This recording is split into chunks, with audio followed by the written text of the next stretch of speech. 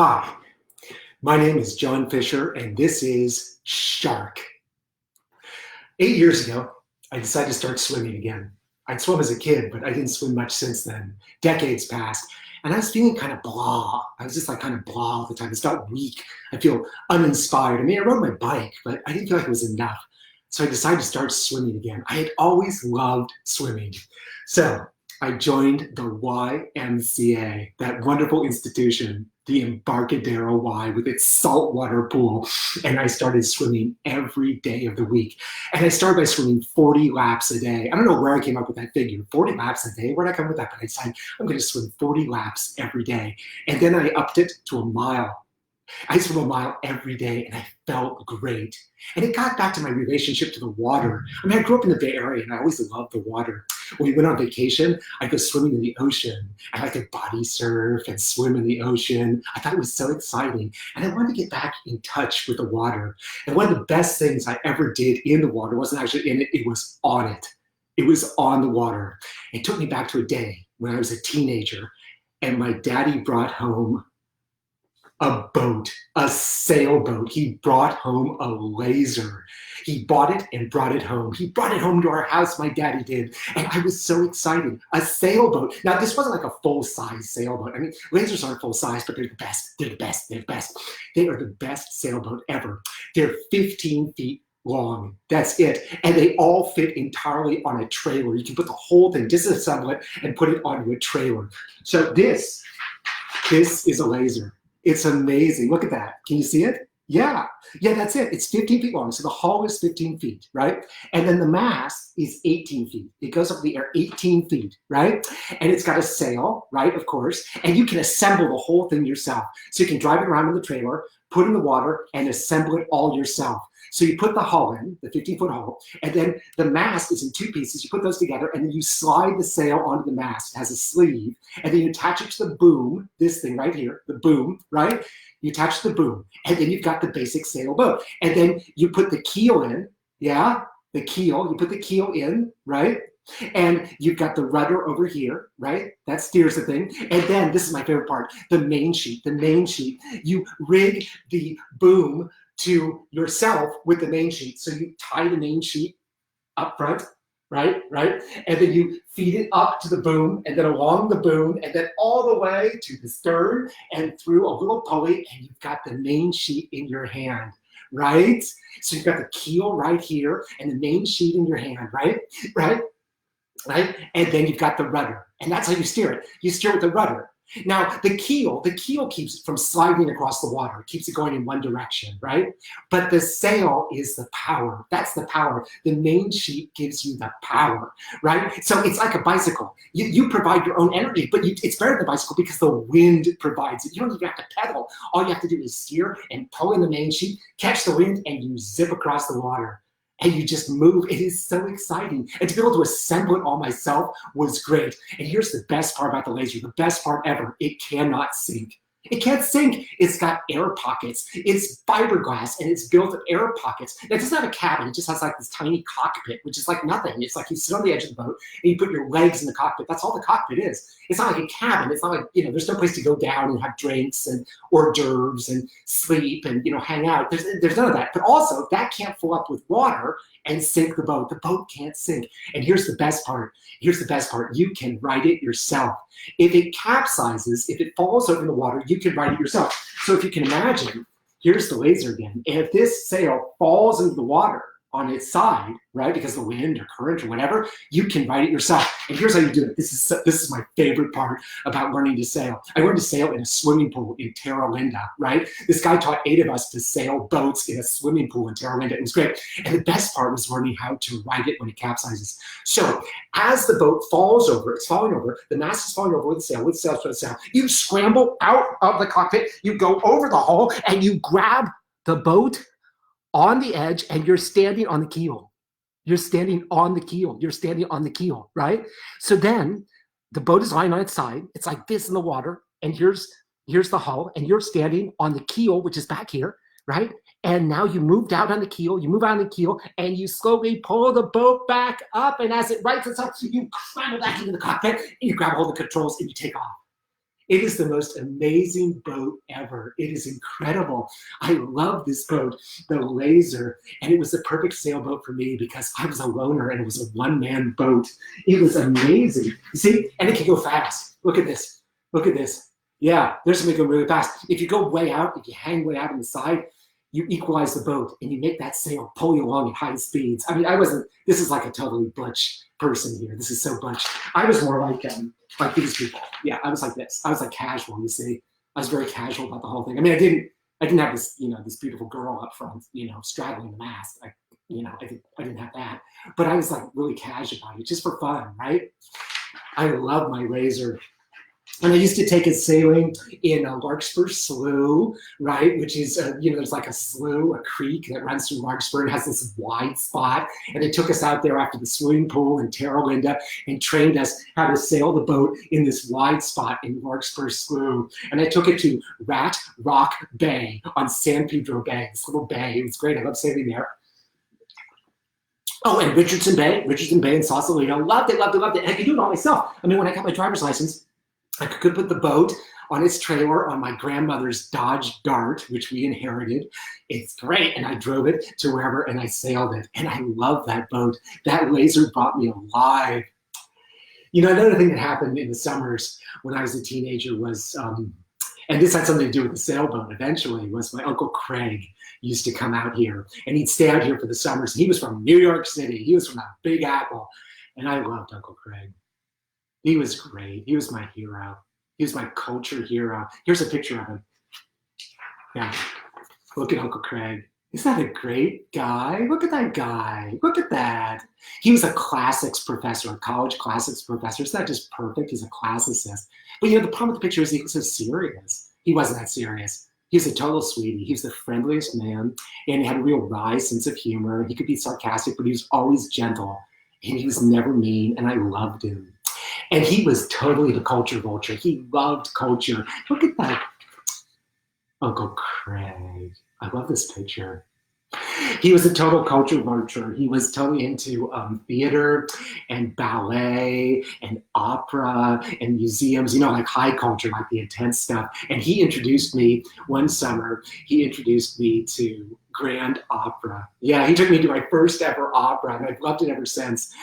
He took me to the War Memorial Opera House, the San Francisco Opera, and he took me to, I couldn't believe it. I was there in this incredible opera house, and the opera was The Coronation of Poppaea by Monteverdi. That was the first opera he ever took me to, The Coronation of Poppaea. Have you ever seen this thing?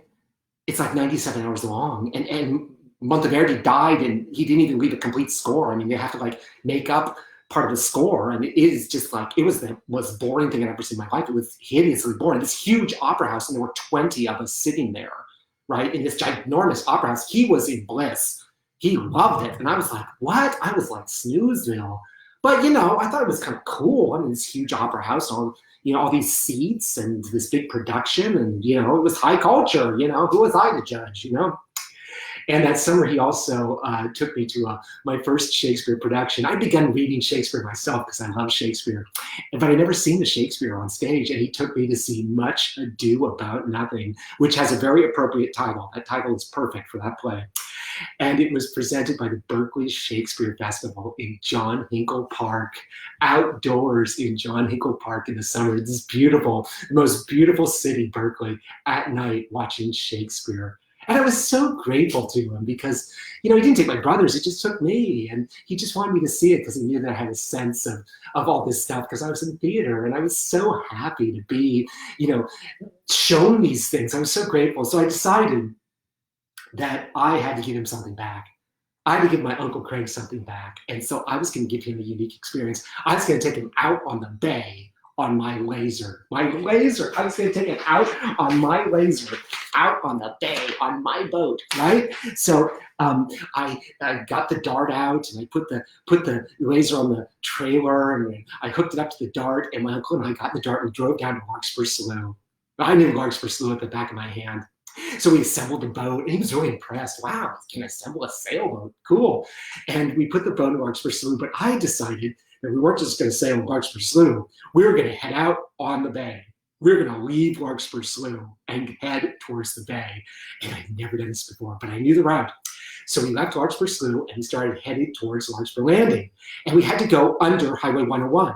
Now, unfortunately, the mast is 18 feet tall. It's an 18-foot mast. And it just barely made it under Highway 101, under the overpass, over the water. It went boom, boom, boom, boom. It was like bouncing along under the underpass, right? It's the overpass. It was like boom, boom, boom, bouncing off it. I thought it was going to break, but we made it. And Uncle Craig was looking a little strange. He was sitting up front, not straddling the mast like that girl. He was like, sitting with his legs forward, but he was like, well, this is weird. I was like, oh, isn't this fun, right? And then we sailed out past the train trestle, the drawbridge with the old train trestle, and we were sailing past, I got the rudder here in my main sheet that controls the wind, and here the rudder controls the steering, yeah? So we're sailing past Larkspur Landing Shopping Center, right? And then we took a right turn into the bay, and there we were, right by the ferry terminal, the Marin County ferry terminal. We were in the ferry channel with those huge ferry boats right next to us, and we were sailing out into the bay, and I had complete control. And he was just sitting up front looking around. Oh, this is interesting. Oh, wow, look at that, ferry boats. Oh, I can see San Quentin in the distance. This is so interesting. He was just loving it. He was like, look at San Quentin. He was loving it. Now, here's the thing about the bay. The bay is very calm in places like Larkspur Slough because it's protected by the mountains and the hills. But the second you get out from behind those mountains and hills, the wind comes roaring down, and all of a sudden the water gets choppy and the wind is blowing and it is intense. And all of a sudden the boat became very hard to handle, very hard. And at that moment, behind us, I heard, and I looked back, and it was the Larkspur Ferry. It was one of those huge ferry boats right behind us with this enormous horn. It was like the horn you'd have on a battleship or a super tanker. I mean, why does the Larkspur Ferry have this big horn? And I was like, and the wind was blowing and the water was going like this, and then and I lost control of the boat. I completely lost control of the boat, and it capsized, it fell in the water, and I scrambled over the hull, and I grabbed onto the edge of the boat, and I was standing on the keel. I'd stayed out of the water. I just hustled over the hull, and I was standing on the keel. And I could ride the boat from here. Well, of course, Craig, he had no place to go because he was out front. There was no keel for him to get on. So when the boat went like this, Craig went into the water. He just went right into the water. Well, he was wearing a life jacket. I mean, we both wore life jackets. That's what my mommy always said, wear life jackets. So he was in the water, and I was on the keel. And so I had my father's brother in the bay in a life jacket, but he was in the bay. Can you imagine what my father had done if I'd drowned his brother? Yeah, that would have been like major punishment, major disappointment. And I was standing on the keel of my laser, and it was bobbing up and down, and the ferry pulls up alongside us, and it's cruising by, and the captain says, are you guys all right? You guys okay out there? Everything all right? And I'm like, yeah, we're fine. Yeah, we're fine. You just scared the heck out of me and basically knocked us over with your obnoxiousness, but we're fine. Is there anything I can do to help you, dude? And my uncle's like swimming out of the way of the ferry boat. And we're like, no, we're fine. I was so embarrassed. We're fine. And there's all these people on the ferry boat who are like eating donuts, drinking coffee, and looking at us, sipping Chardonnay, free entertainment. And the ferry cruised on by, and I was there, and I went out onto the keel, and the boat came up, and it rose back up, and I basically sailed it to the shore, and Uncle Craig swam ashore, and we didn't get back on the boat. We just beached it on the shore, and he walked back and got the car, and we picked it up right from there. And that was the end of my adventure with Uncle Craig. I almost drowned my uncle, who I love so much. But he was like, wow, that was amazing. Haven't had an experience like that before. Almost drowning in the bay. Good work. And we never talked about it again. So, that was a challenge. That's what we would call now a challenge. But here's the thing, though. I never lost my nerve. Later that summer, without Uncle Craig had taken off. He'd gone back to New York City to culture. And I decided I was going to sail the Golden Gate. I was going to sail out under the Golden Gate Bridge, right? So I took my laser down to Richardson Bay to Sausalito, and I backed it into the water, and I set up the boat. I created the mast. I got the sail on it. I got my main sheet. I got my tiller. I got the rudder. I was all set to go, and I sailed out of Sausalito Harbor. I loved Richardson Bay, right at Sausalito. I loved it. And I was sailing through Sausalito, and there were the restaurants. Hey, hey, hey! You know, you can tweet the main sheet and wave to people, yeah, and uncleat it. It's great. And I was sailing out into the bay, and I passed all the restaurants and the stores, and now I was passing all those cute little houses, and I was rounding the bend, rounding the point to pass Fort Baker, and all of a sudden there it was in front of me. The Golden Gate Bridge. It was spectacular. I was headed for the Golden Gate Bridge. Yeah. Well, you know what? I was also clearing the mountains and the hills. And you know what happens then? We learned that already. Whoosh, the wind comes in. Whoosh, the wind. Whoosh, and all of a sudden, the wind hit me and the water got choppy. And the water was choppy and the wind was blowing and my boat was like all over the place. I was losing control of it. I was 16. I didn't weigh anything. I wasn't strong. It was crazy, crazy. I mean, it was like a line in the water. There was like a line in the water. On one side was nice, calm Sausalito water. And on the other side of the line was the bay, San Francisco Bay, right there. And I was like crazy. The boat was out of control. And it was bouncing around, the wind was blowing, and I had no control of the boat. So I decided to come about, bring in the main sheet, get on the other side of the boat, and sail back to Sausalito where it was safe. And that was my encounter with the bay, with the Golden Gate. And it was scary. It was scary. And here's the thing I realized, that was hubris. That was hubris on my part. Hubris. Remember my Uncle Craig, he was a classicist, right? He was really into classical history, ancient history. And hubris is when you tempt the gods. That's when you get arrogant and the gods get annoyed with you. You start acting like a god. You start doing things beyond your means, beyond your capability, because you are arrogant and you offend the gods. And that is exactly what I've done. I'd offended the gods. And I don't mean just like God and Jesus and Mary. I mean the ancient gods. I mean like the sea gods. There are sea gods. I was offending the sea gods, right? Oceanus, Poseidon, Neptune, Salacia. They were annoyed with this little kid trying to sail his boat on their turf. Stay in Larkspur Slough, stay in Richardson Bay, stay in Sausalito. Don't come out here. This is the realm of the gods. You see, they don't want you to act like a god because then they won't be gods. Right? You have to act like a peon, like a human, so that they can be gods. So hubris. My behavior was arrogant, hubristic. I tempted the gods. And I studied that when I got to college. I was a theater major in college, and I actually did a scene from Oedipus Rex up at the Greek Theater in Berkeley. And he is the ultimate hubristic guy, and he is so hubristic. Everybody says to him, don't ask so many questions. Just don't ask questions. Don't ask questions. And he keeps asking questions. And you know what he finds out? He finds out that he's been sleeping with his mother, and he killed his dad, and his kids are his brothers, and his daughters are his sisters, and his mother's his sister, and it's a catastrophe, and he blinds himself. So I got off lucky. I didn't have to blind myself, right? I had like hubris. I got a slap on the wrist because I was 16, right? So, but I learned my lesson. No hubris, none. So flash forward to my swimming days. I started swimming, and here's the thing. I wanted to get back on a boat. I love the water. I was back in the water. I was experiencing water every day, a mile every day. I was feeling super confident in the water, and I wanted to get back on the water, not just on it. So I wanted to sail with a laser. So I went online. I tried to find a laser for rent. There were none for rent. I couldn't find anybody who would rent me a laser. I don't know why.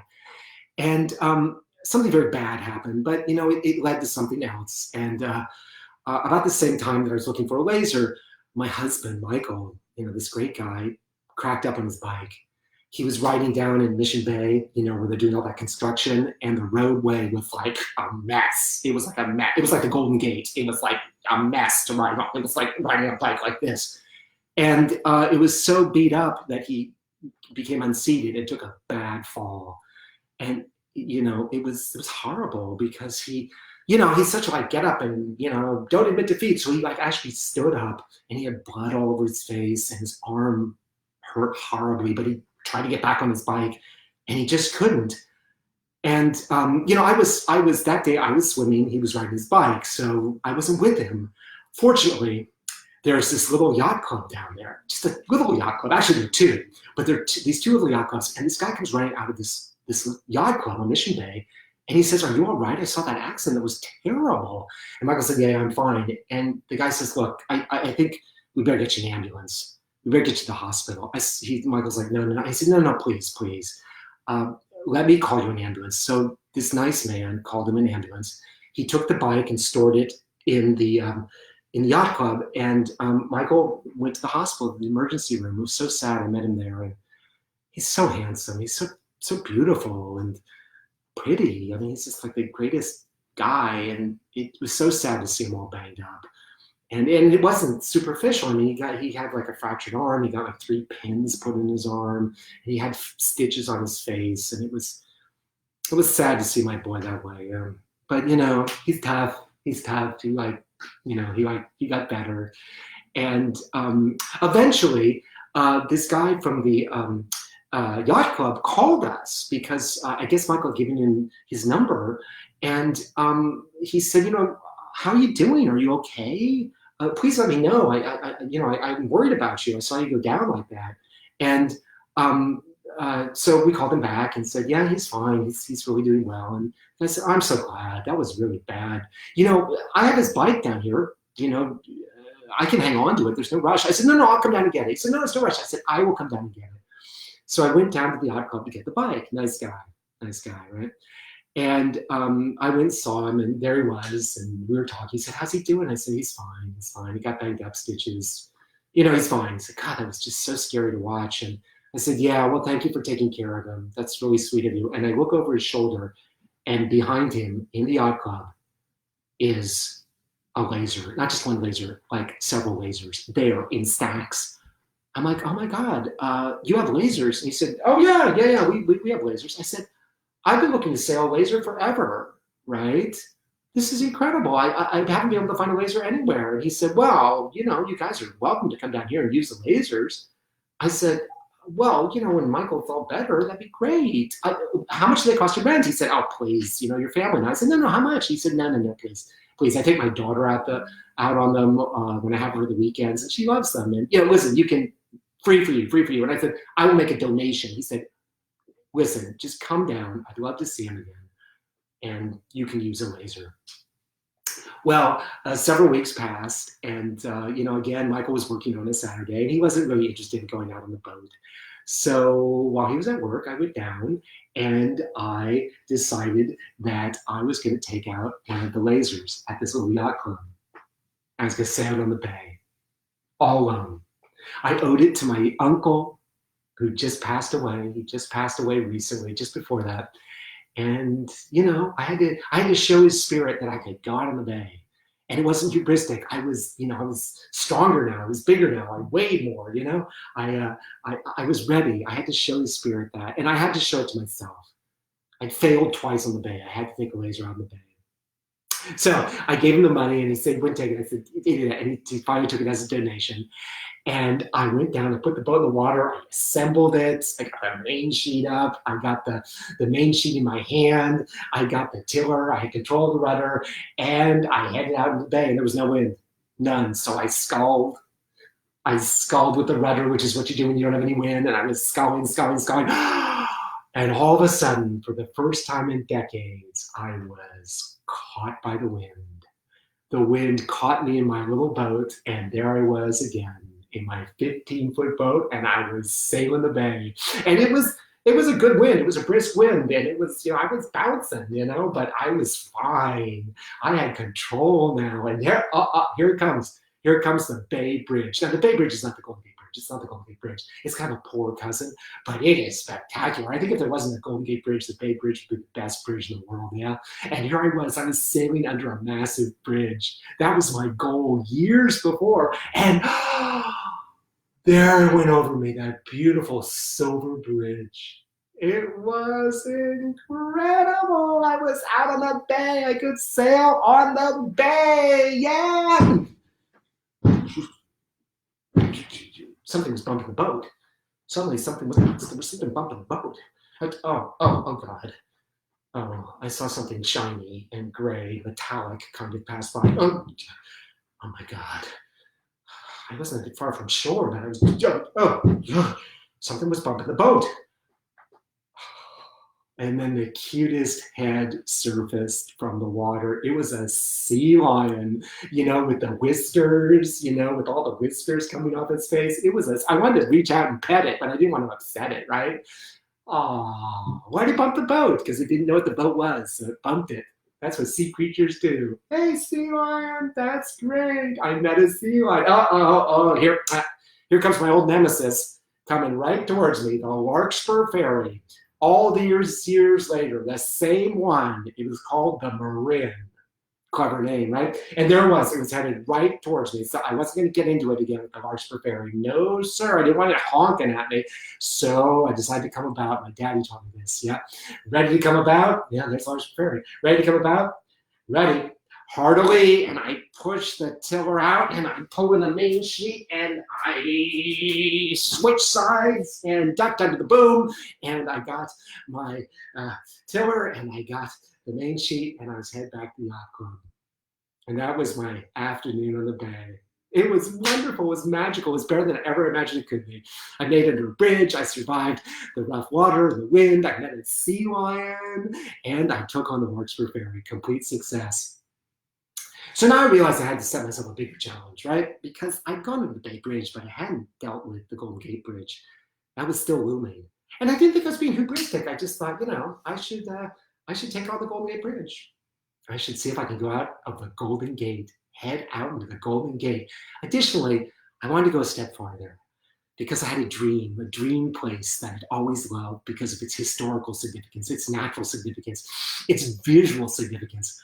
I wanted to sail to the Farallones. Yes, the Farallones, those beautiful islands way out there, those pointy crags. I wanted to sail all the way to the Farallones. And I thought, I can do this. I can do this. I can do this. I just need to research. I just need to know what I'm doing. So I looked it up. It's a full day out and back. You can do it all in one day in 8 hours. It's 4 hours out and 4 hours back. I thought, this is great. I can do it. I can do it. I can do it. And I can do it in a laser. I'm going to do it in the laser. I'm going to tackle the Golden Gate. I'm going to tackle the Golden Gate Bridge. And then I'm going to go where no man has gone before, the Farallones, for my own special reasons, a place I'd always dreamed about. But I knew I'd need one thing.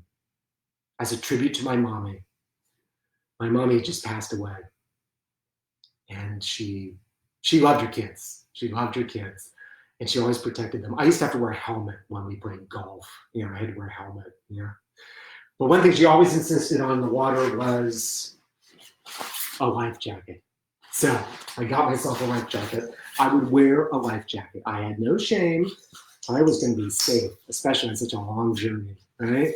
I was going to wear a life jacket, and I was going to sail out to the Farallones. Now, the first thing to do is research. That's the key to not being hubristic, right? Is research. You have to do research. So I did research. The best time to go was in October. Okay, that's because it's the warmest month and the calmest seas, right? And also there's all sorts of other great things going on in October, right, at the Farallones. But, for sailing purposes, warmest month, calmest seas, okay? And I couldn't deal with these huge winter swells, 8, 10 feet, 15 feet. I couldn't deal with that, but I could deal with 3, 4, I could deal with that. So I'd go in October. Also, I had to prepare. So I would take food with me. I would take plenty of water because I'd be out in the ocean. I can't drink seawater, right? I would take sunscreen because that's that's an obsession of white people is sunscreen.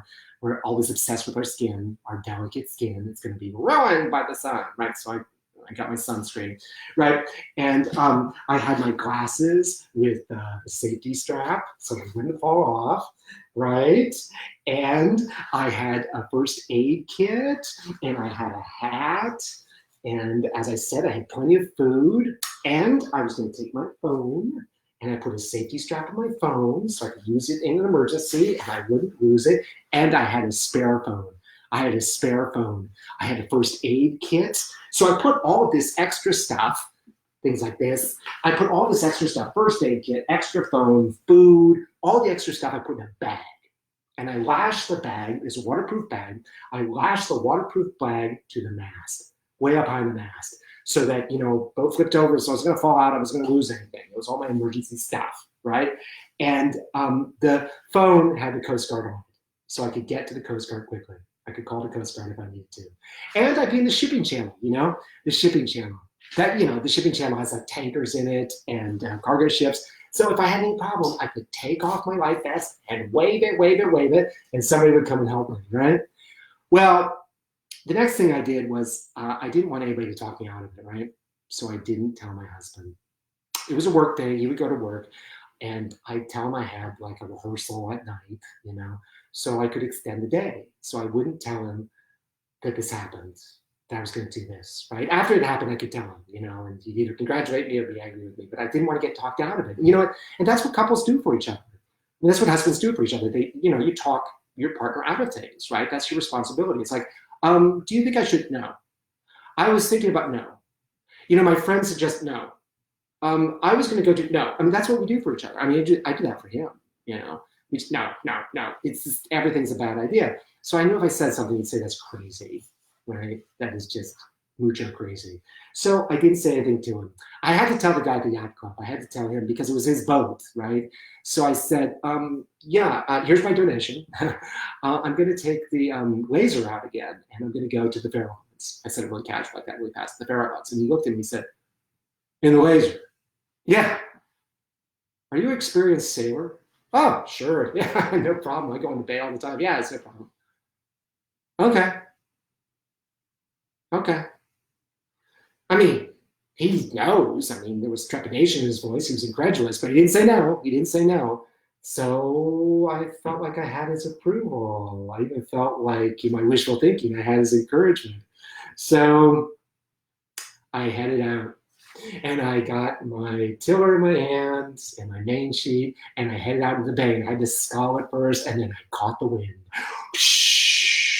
And there we go, under the Bay Bridge. Yay! And there I go past the big bow and arrow, that beautiful bow and arrow, and Angel Island and Treasure Island. And I'm rounding the bend past Pier 39, and I hear this sound. What's that? From Pier 39. It's the sea lions. They're saying goodbye to me. They're wishing me luck. The sea lions. Bye, sea lions. I can make their sound. I had a whole dialogue with the sea lions. And so I'm headed out into the bay, and I'm pointing towards the Golden Gate Bridge, and I pass Alcatraz, and I'm coming up on Christie Field. I'm passing Christie Field, and it starts getting rougher. Yeah, it's rougher, and I'm headed towards the Golden Gate Bridge, and the water's very choppy, but I'm doing it, and I'm passing under the Golden Gate Bridge. I can't believe it. I did it, and I didn't crash into it, and I'm headed out into the bay, and it is very choppy. It is very choppy, and the wind increases now that I'm away from anything to stop it, and I have to really hold on to things. I decide, I'm trying to move too fast. I'm going to sort of ease off. I got out the main sheet. I push the boom out a little bit. Yeah, just ease off. It's going to be okay. It's choppy. But here's the thing. If you really ride the wind, if you find the wind and the waves and you really ride it, your boat is happy. The laser will be happy. It will. So I sort of turn with the waves, and I pull in the main sheet, and I really grip it, and the boat takes off, and it's riding the waves, and the hull is happy. You can tell the hull is happy because it starts to hum. It starts going.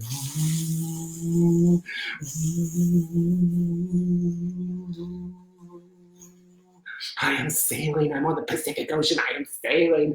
It is great. And then a little too much wind, and look, there it goes. And it starts to capsize. So I go over the fence, and I finish, and I go.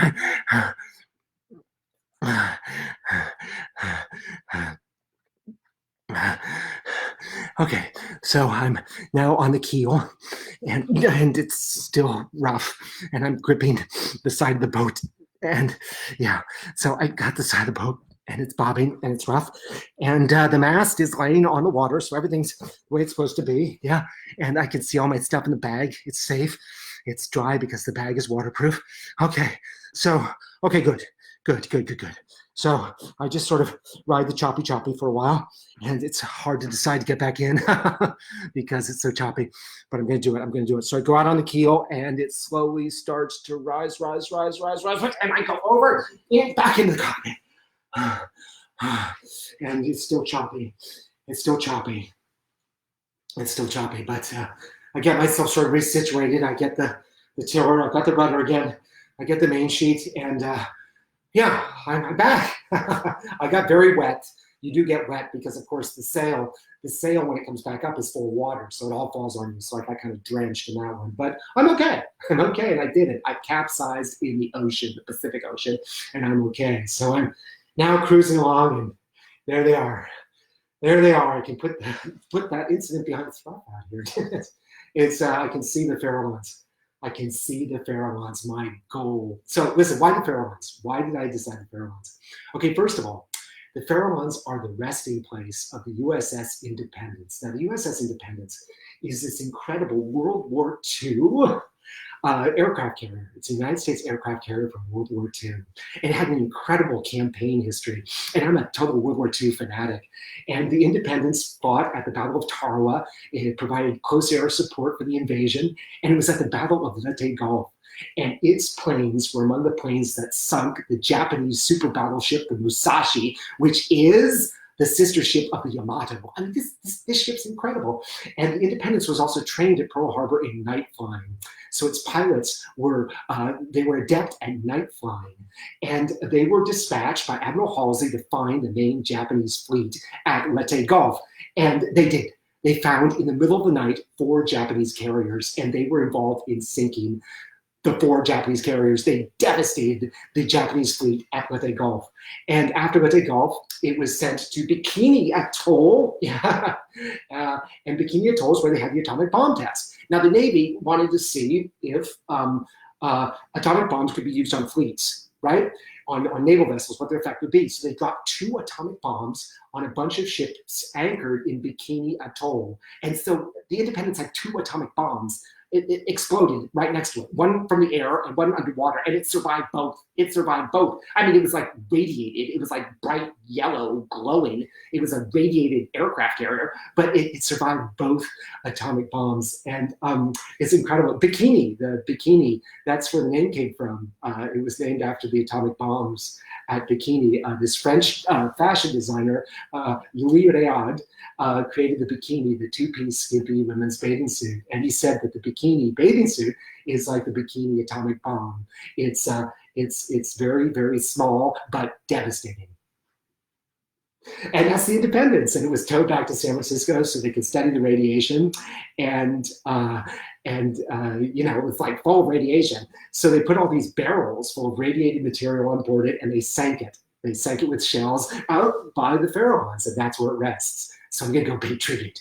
I'm going to sail over the resting ground of the Independence. And my uncle, my godfather, Uncle Don, he served on the Independence. So it's got some family connection, right? And there's another reason I'm going out to the Farallones, and I'll let you know if I get it. If I see it, if I see what I'm looking for, I'll let you know, right? Because it's something special to me. It's something special to any boy who grew up in the 70s, what I might see at the Farallones today. So, and then of course, Craig. There's Craig, and the Farallones even have a significance to Craig. So I'd like to try and do something right now. I'd like to try and do something. You see, now I mentioned that Craig had taken me to the Coronation of Popea, that terrible opera. And so I went to live with Craig in New York City for a year. And we used to go to the opera. And he was sort of determined to show me some operas that he thought I'd like.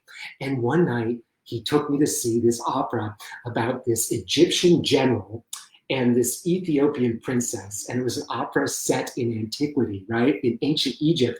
And he took me to see it. And it was called Aida.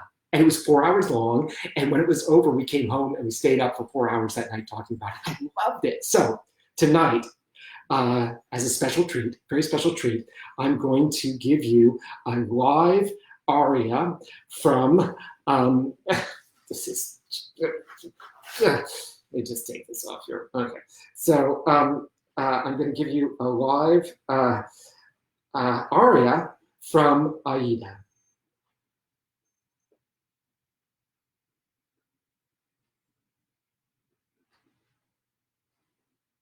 Yes, yes. Ah, there's Nick. Nick, my student. Hey, Nick. Nick's gonna sing. He's gonna sing an aria from Aida for us live. Go ahead, Nick.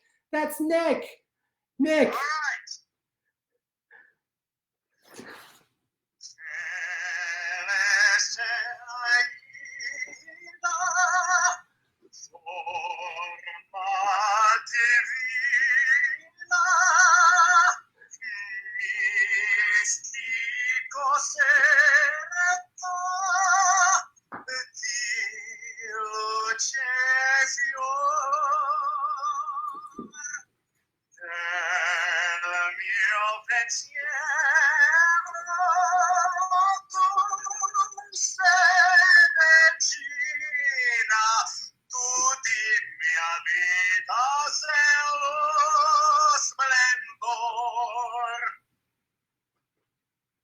Yay! Yay, Nick! Give it up for Nick. That was live.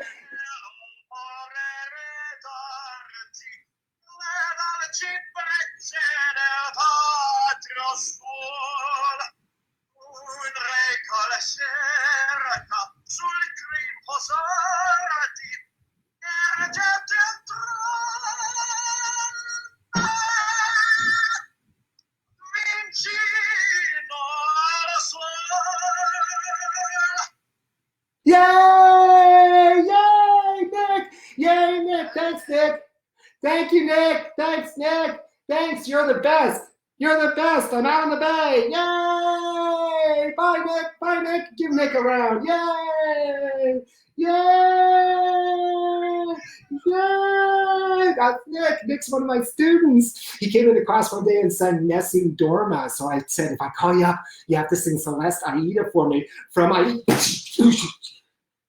Okay, sure. All right. Yeah, okay. All right, good. All right, got a little swell there, and I lost the phone. Okay. Okay, well, I've lost the phone. Yeah, that phone is gone. It has sunk. Okay, well, that's okay. I've got another phone in the bag. Yeah, there's another phone hanging in the bag. But yeah, well, it's good I got Nick. Yeah, Nick's my student, and he's an opera singer, and he agreed to do that. So that was great. I got Nick, and that's bad about the phone. That's bad about the phone. But I have the other phone in the bag. So okay, well, I'm about to run into Marin County, so I'm going to come about. So ready to come about, and heartily, and Michigan. Yeah. Okay. All right. Okay. You know, these things happen. And now I'm no longer pointed at Marin. And I lost the phone. Okay, well, that's okay. I have the other phone, and I can get it when I need it. And okay, that's good. Oh wow.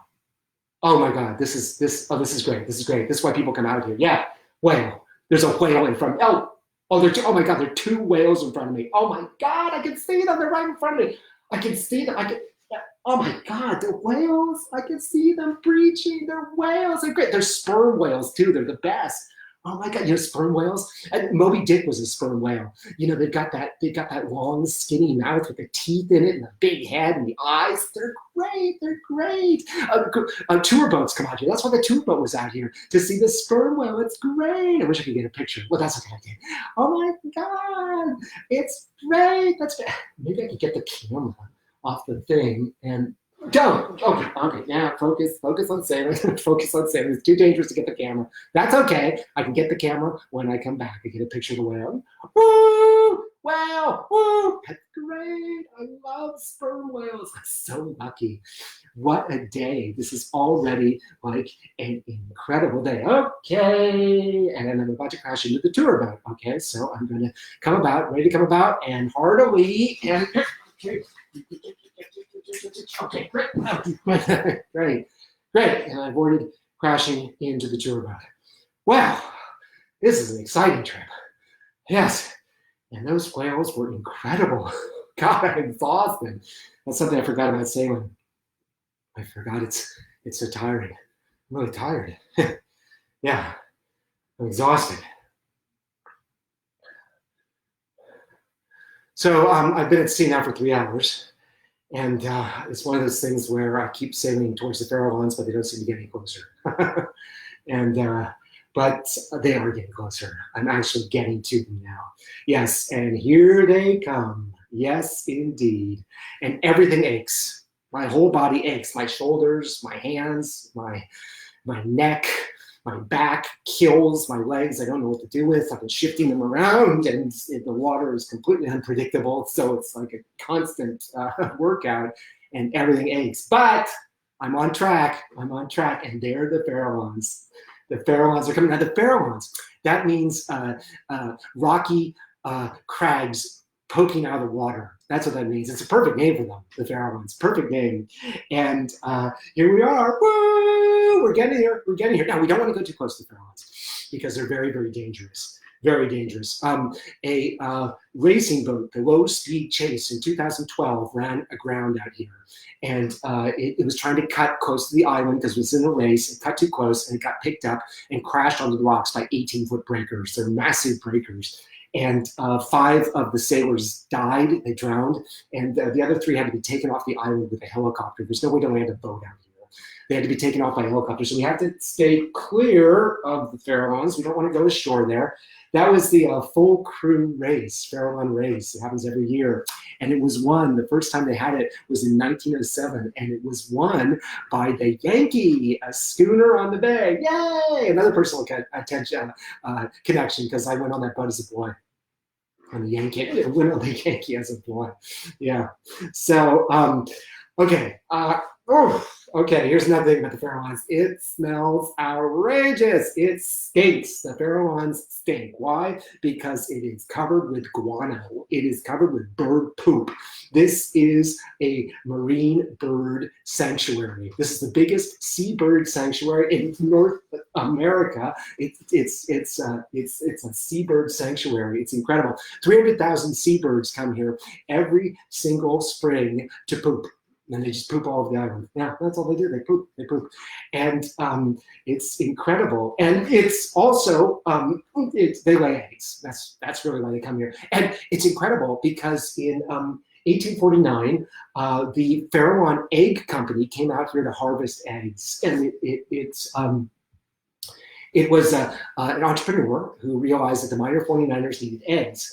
So he sent people out here to harvest eggs, and he took all the eggs, the Farallon Egg Company. And this led to an egg war because this rival egg company invaded the island in 1863. And there was an egg war, but the egg war wasn't fought with eggs. It was fought with guns. It was vicious. And 2 of the invaders were killed and 4 were wounded. So it was pretty outrageous, the egg war. But the problem with the Farallon Egg Company is it devastated the seabird population. It completely devastated the seabird population. So now it's a marine seabird sanctuary, yeah, to protect the seabirds. It also is a marine mammal sanctuary. So it smells of, mammal excrement. It stinks of sea lions and elephant seals, these blubbery elephant seals. They poop all over the place. They poop almost as much as the birds. So it stinks. I'll tell you something else about the Farallones as we get closer. It's loud. It is loud. All I can hear now is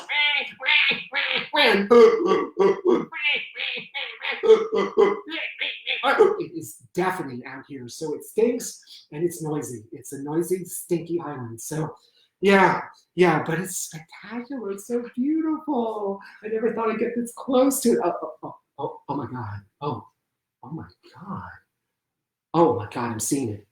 This is okay. This is luck. This is total luck. Okay, so the jackpot out here is to come out here at this time of year and to see the sea lions and the elephant seals be preyed on by their main predator. Yeah, it isn't just October, it's Sharktober. That's why you come out here. That's why you come out here to see the elephant seals preyed on by the great white shark. And this is a double jackpot because every once in a while you see what I'm seeing now. I can just see it under the boom. Yeah, just off that part of the island, I can see, this is incredible. I can see an orca attacking the great whites.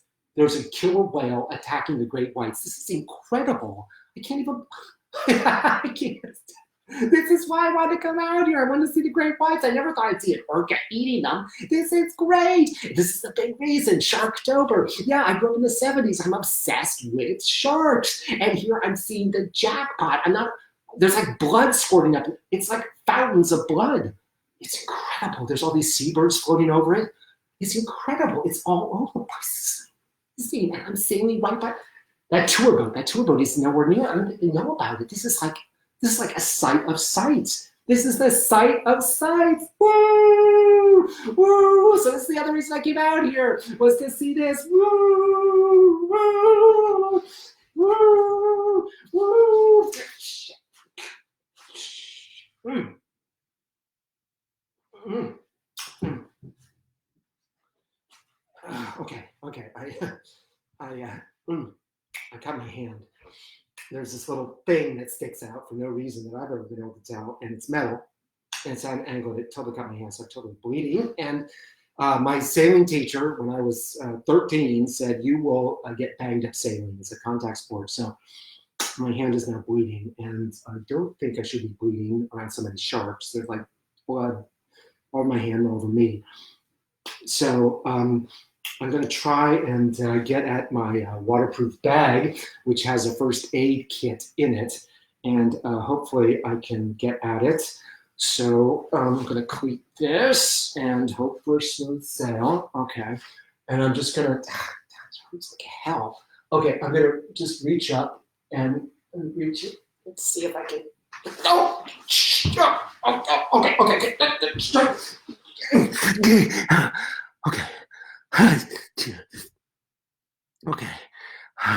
It capsized. The laser capsized, and it's a fairly rough water, and it capsized. Okay, so don't reach for the bag. Don't reach for the bag. Okay, if you want the bag, you're gonna have to like pull over.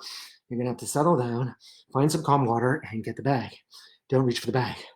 Okay, so I'm gonna go out on the keel, and I'm gonna put my weight out on the keel, and I'm gonna right the boat.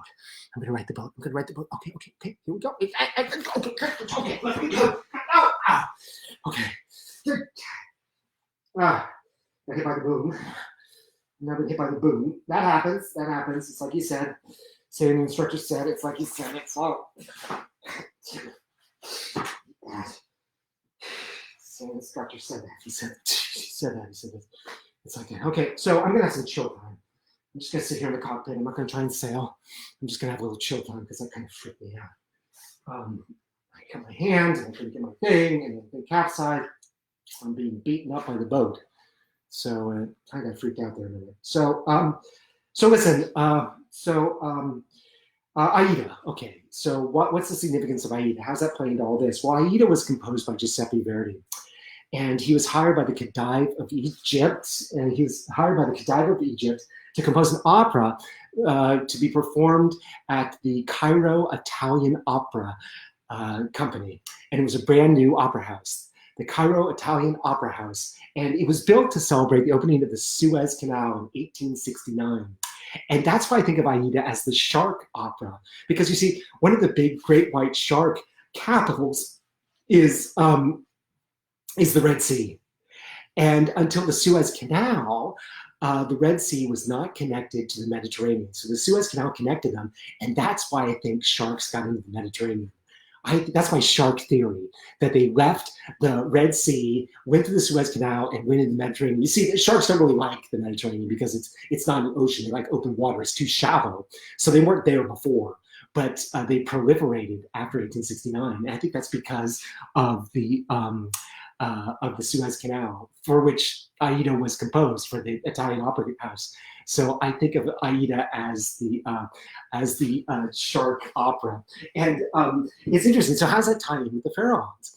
Well, one of the big capitals of great white sharks is the Red Sea. That's the capital. Another capital is Cuba because they've had a export embargo for 50 years. So there hasn't been as much fishing of great whites as there could be because they can't send them anywhere. So they've got a lot of great whites.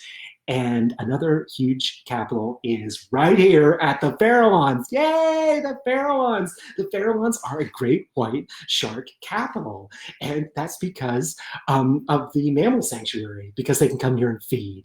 So they come here every year and feed, and that's great. And it's even rarer now because in 1971, there was this famous documentary made, which was called Blue Water, White Death. Peter Gimble made this documentary in 1971, and it's so great. It's all about trying to find the great white sharks.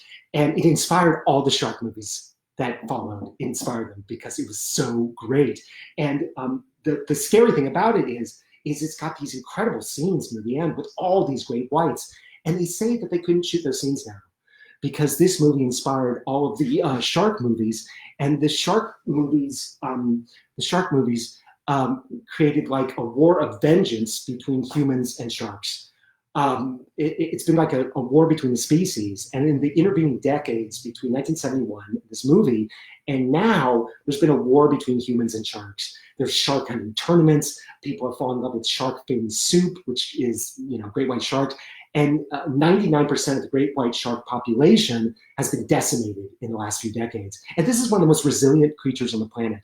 It's 100 million years old. It has barely changed at all. It's much better designed than humans even. And it's been almost totally destroyed by humans, except here. This is one of the shark capitals right here at the Farallones. Shark capital. Jeez.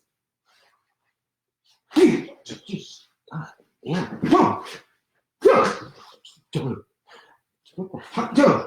Okay, something's bumping the boat. Something's bumping the boat. Is it a sea lion? Is it, what the hell? Okay, I just saw Finn. I saw Finn. Okay, so it's not a sea lion. Okay, so shit. Not a sea lion. Okay, so the thing is, okay. I guess I get the hell out of here. Get the hell out of here. Okay, so I'm getting back in position, and I've got the tiller, and I've got the main sheet. Okay, and here we go. And catch the wind. Take it one more time. Okay. That was a shark. That was a shark bumping the boat. That was definitely a shark. I saw a fin, and it was being much more aggressive than a sea lion. So it was totally bumping the boat. Okay, so stay away from the island. Stay away from the island. We don't want to go anywhere near the island, and we want to get away from the feeding frenzy. Yeah, okay, so we want to just stay clear of everything. Okay, so, yeah, okay, so shark capital. Well, yeah, okay, so why did it bump me? So why was it bumpy? Well, that's what marine animals do. They bump. If they don't know what something is, they bump it, and then they bite. If it seems like something they want, they bite it. And why the boat? Well, because the boat is unusual. Sharks are attracted to things that are unusual, things that look different. And this is a white boat, so maybe it thought it was a dead whale or something. I don't know, but it was very interested in the boat. And, marine animals bite. Sea lions bite. They bite people at aquatic parks. They bump into people and they bite them. So we have to be very careful out here. These sharks out here are traditionally 14 to 20 feet, and they do eat flesh, obviously. And but a shark doesn't have to be 14, 20 feet long to eat a human. In 1916, there were a bunch of great, yes, that's rough.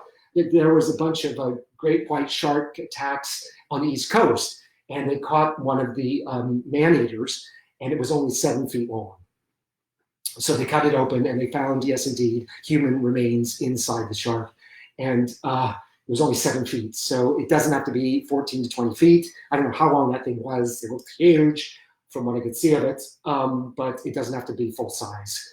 It can only be 7 feet, and it'll eat a human. So it's best to get the hell out of here. So what do? We'll go see the Independence. We'll go see the Independence, which is bullshit because the Independence is under 2,600 feet of water, so that's bullshit. Okay, you had a bad thing. That was bad. So don't start invalidating all your interests because you got freaked out. Yeah. Okay. It's fine. It's fine. We've left it behind. The feeding frenzy is way behind us. So let's see if we can get that bag, because it would really help a lot my shark phobia if I could get this thing to stop bleeding. And it hurts like hell. And I could also get my phone, which might come in handy. So I'm gonna reach for the bag. Reach. Reach.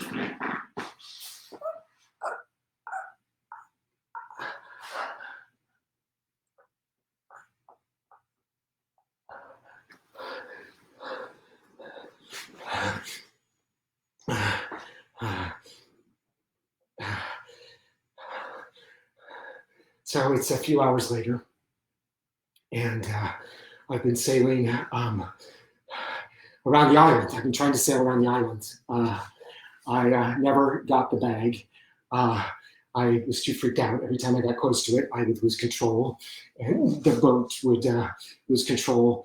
And so I never got the bag. The hand stopped bleeding, and I haven't wanted to stop to get the bag because the water's been too rough. So the hand stopped bleeding. I mean, the main sheet is covered with blood, but that's okay. There's blood in the cockpit, but it's fine. It's fine. We left the feeding frenzy way behind, but I can't get around the island. I've been sailing around the island for a while, and it's too rough. I didn't want to go back to the feeding frenzy because of what happened, the bumping shark bumping the boat.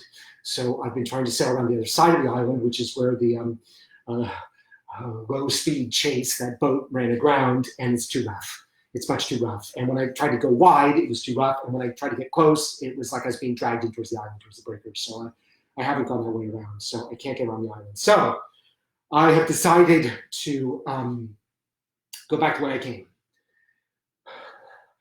It's getting late, and I need to get back. And I've decided to sail back past the feeding frenzy, because I know I can sail that route, and I can't get around the other way. So it's time to turn around and sail back and head home. I need to head home. It is getting way too late. So I'm ready to come about, and coming about, and heartily. Boom, and okay. So I turn around, and there it is. There it is. I turned around, and yeah. Okay, good. Okay, good. Okay, good. I'm headed back, and I have a strong wind behind me. I'm downwind now, and I'm headed back. Yeah, I'm headed back to the city. Yeah. Oh, wow. The wind's really got me. Should take me right back to the city. Yeah. Okay. And I can see in the distance the feeding frenzy. I can see it out there in the distance, but that's okay. I'll go around it. I don't need to go as close as I did last time. I don't all freak out, get excited about sharks and orcas and all that mess. The thing about once fish start feeding on each other, they just go crazy. A shark will eat another shark, anything. So that's going to be a while dissipating as those sharks and orcas and other killers consume each other. And there's a tanker. There's a tanker nearby. That's good. It's not close, but I could probably signal it if I wave to it hard enough. And no sign of my friend. Okay, I'm cutting it a little close because the wind won't really let me steer away. Okay, the wind. Okay, fine. Okay, the wind wants me to go port of the feeding frenzy, which is fine. So I'm going to cut. The wind wants me to go between the feeding frenzy and the island, which is fine. I've got enough room on both sides. To go between the feeding frenzy and the island. So that's okay. Yeah, I'm good. And I can see all the sharks over there. Yeah, that's okay. The island's behind me, but I've got good distance. Oh, okay. Oh, all right. What?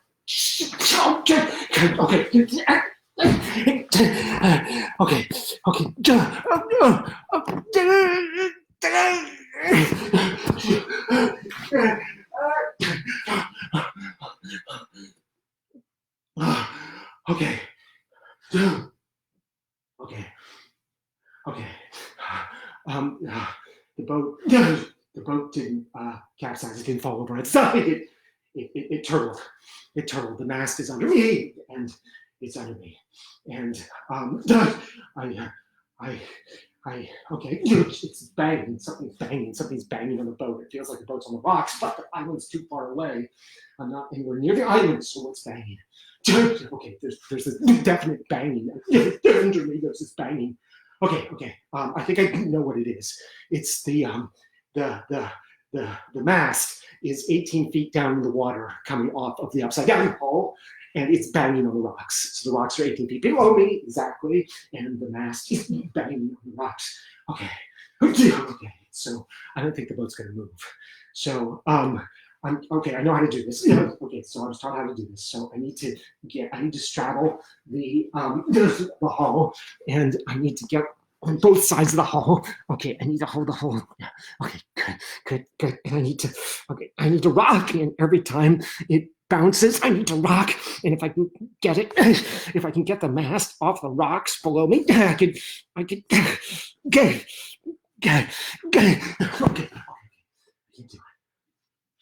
I can't do it. I can't get it off the rocks. Okay. And I just remembered all my spare stuff is lashed to the mast, so it's underneath me. All my spare stuff is underneath me. It's underneath me. Okay. This isn't good. This is bad. Okay. There's a tanker.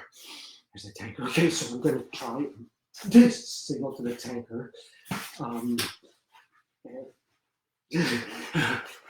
got nothing to hold on to. I've lost the keel. The keel slipped into its groove, so the keel is probably down there below me. But okay, so there's the tanker. Okay. Hey!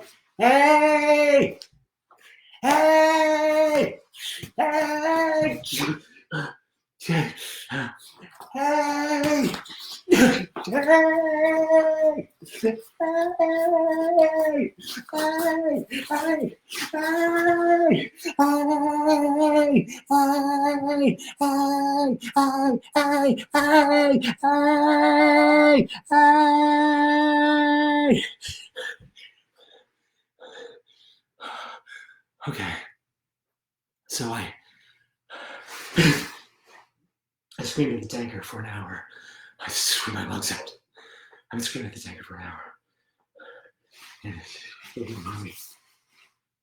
There was a tugboat or something too, and it didn't hear me either. Nothing heard me. So I'm still on this turtle boat. It's still banging. It's stuck on the rocks. So it's getting late, and I need to do something. I'm stuck on. Oh, Jesus. Okay, that's not the mast. Oh Jesus.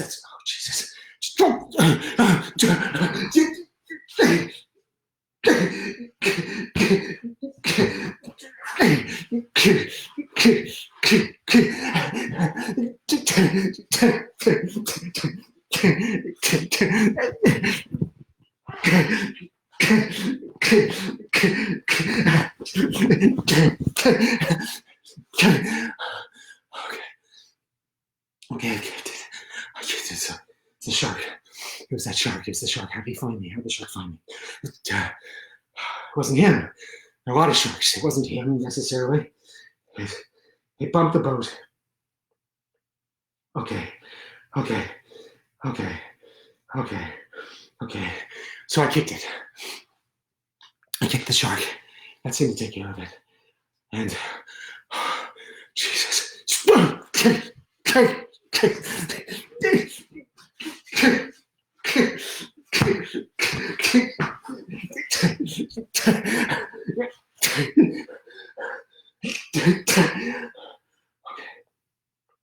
Okay.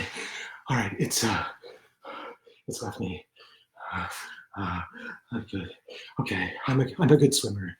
I think I can make it to the island. I think I can make it to the Netherlands. I'm a good swimmer. I think I can make it. It looks like it's about a mile. I think it's a mile. So I think I can make it. I think I can make it. So I'm gonna leave the boat, and I think the shark is interested in me on the boat. I think if I'm off the boat, yeah, that's the mast. That's the mast. If I'm off the boat, if I'm off the boat, if I'm off the boat, if I'm off the boat, if I'm off the boat, I'll the shark won't have any interest in me. I'll just swim fast and I'll get to the island. Okay, it's a mile. I can do it. I can do it. Okay, I'm gonna leave the boat. Okay, okay, here I go. Here I go.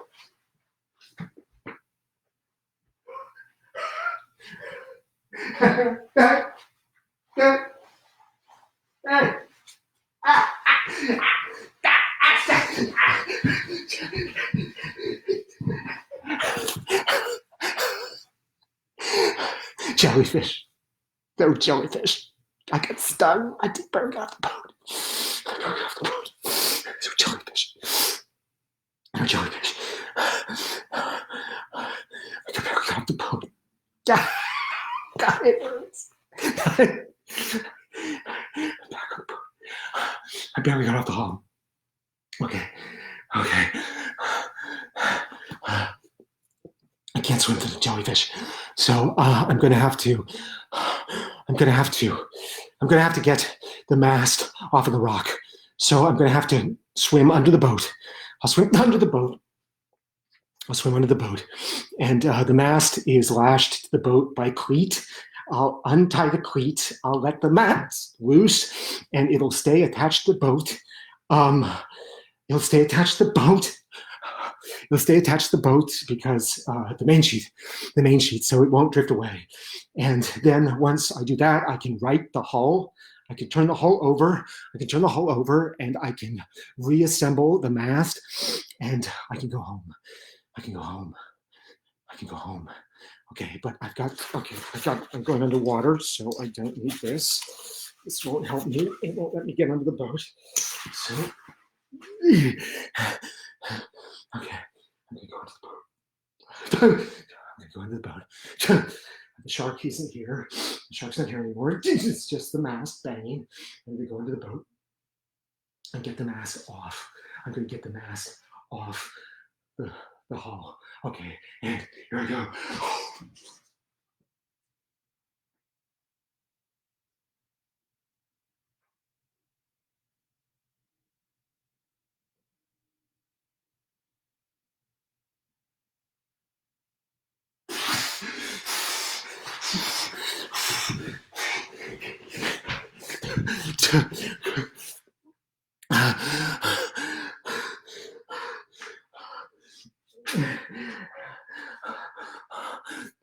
Okay, so I held onto the mast upside down. I undid it from the cleat and I pushed the hull off the mast. There's less stability now. It's not banging anymore, but there's less stability. But the mast is now hanging away from the boat. It's still lashed to the boat. And I tried to get my stuff, my phone. I tried to get the phone out of the bag, but I didn't want to stay down there any longer. Something bumped me.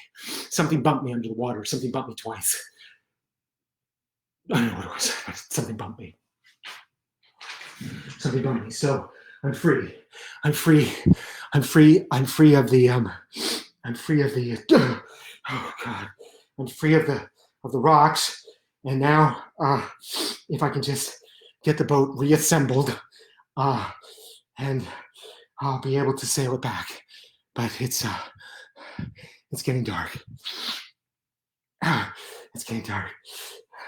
It's getting dark. It's getting very dark.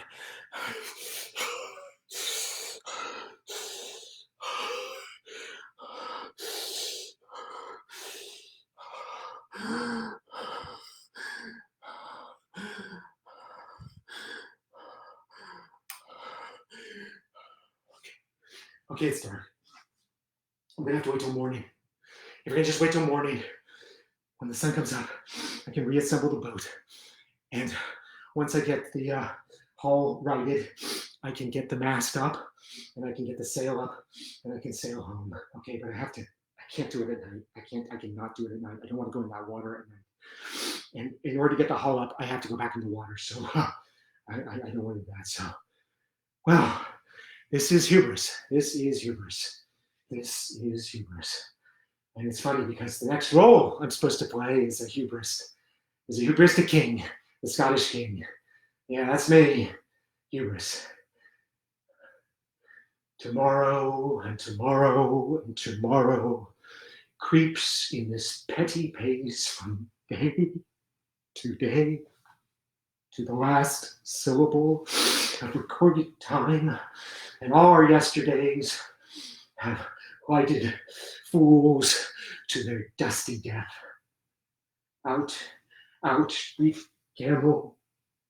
Life's but a walking shadow, a poor player that struts and frets his hour upon the stage and is heard no more. It is a tale told by an idiot, full of sound and fury, signifying nothing. I have to wait for daylight. Okay, daylight. No, oh God, no,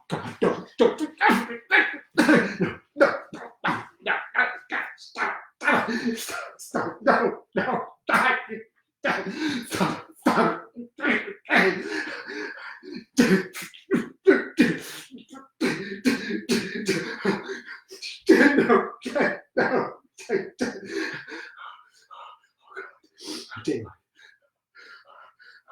Daylight.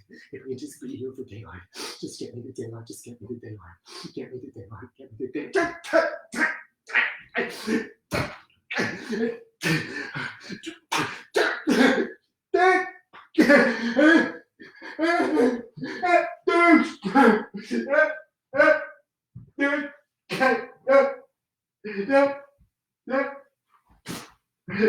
No.